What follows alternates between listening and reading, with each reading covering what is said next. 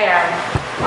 I just want to tell everybody too, I personally wrote to Aaron and he gracefully answered my question, and I do appreciate that. He is a politician that answers your questions on, what was it, instant message or something like that. So anyway, thank you for that. So you had talked about Invenergy coming in, the big corporations coming in, and this seems to be happening not just in Burrillville, all over the United States, really. The corporations are coming in and just taking over, and us little people, us little working class have nothing to say about it.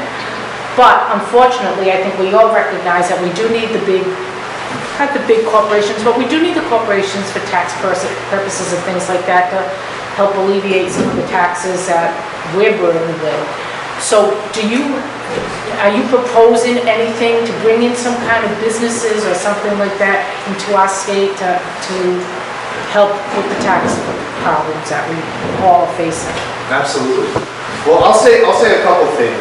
First of all, I think that when we talk about economic development, when we talk about supporting businesses, I think that in Rhode Island we've had it a little upside down, right? We've been using a lot of resources to try to lure these big out-of-state corporations here to Rhode Island. And meanwhile, I hear from amazing local community businesses every day across our state who say things like, we've been here for who knows how long, we've been doing everything we could, we've been paying all our taxes, where's our support?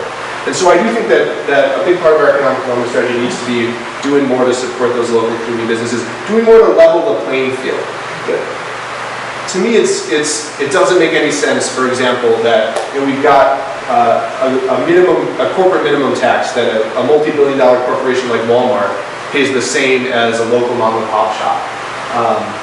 I propose things like a graduated corporate minimum to help our small businesses. I think there's a lot more we can do on that front. Lieutenant Governor chairs the Small Business Advisory Council. That, to me, should be like the lobbyist, the advocate for small businesses, because we know, there's organizations like the Greater Providence Chamber of Commerce.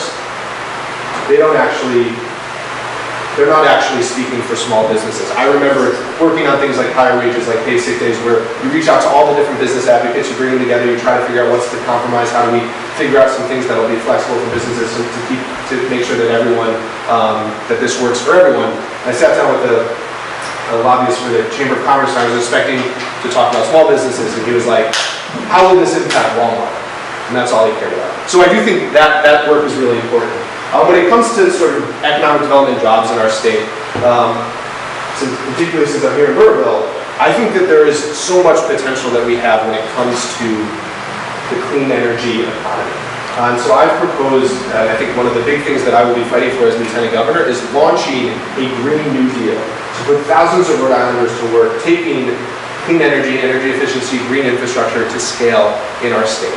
And that's good for communities like Burrillville, it's good for our environment. It's also good for our economy. We don't produce any fossil fuels in Rhode Island, right?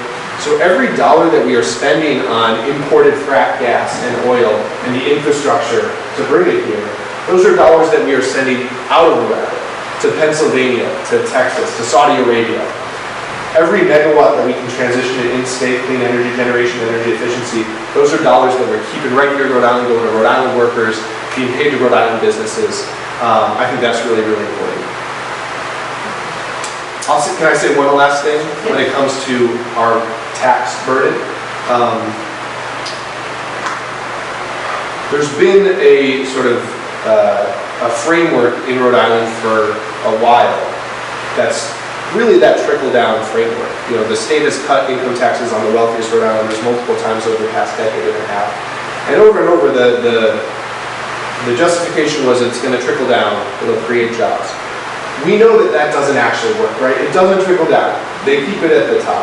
And so what happened is we blew, the state blew a big hole in its budget with that lack of revenue, and then they passed that on to middle-class working families by cutting state aid to cities and towns. So a lot of cities and towns raised the more regressive taxes, the car tax, the property tax.